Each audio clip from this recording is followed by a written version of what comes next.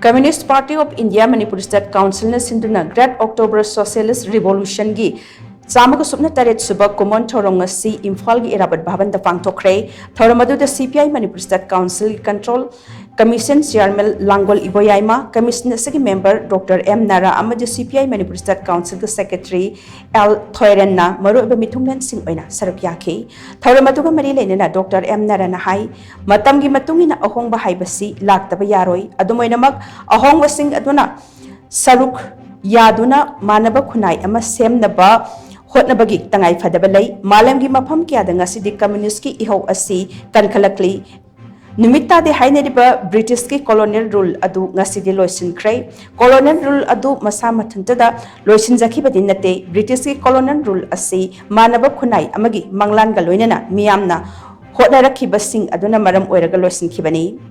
Mina mibu namthaduna thambagi matam adu ngasi di oidre mi khudingmak manaba khunai amada phangpham thokpa hak khudingmak phangduna amata oina hingminnabagi matam adu oiroklei punamak si democracy gi kanglon sing adugi makhada aikhoina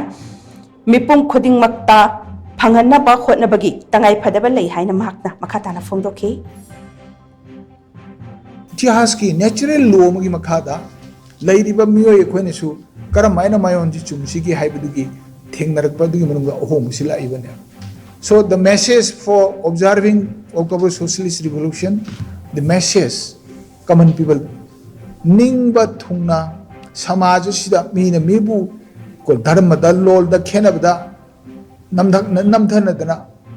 dominate togi matamadu natti गणतंत्र की चने पता बसी पुछलगा मियोय बगी पुंसी सिदा कोई उनसी चानन हिमिनब याय दु message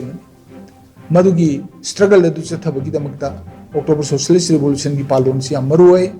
the importance of this observing the day कोई से तोजरी बसे anywhere in the world today celebrations everywhere मदुगी मियंग दुदा माय पांगबो होनबगी अमसुंग the concept of the socialist society फजना सेमगत याय हाइबा मदुगी मंग द फंग गदोरिबा कानबसे आई कोई खक्तिगी नते से for the people for the whole people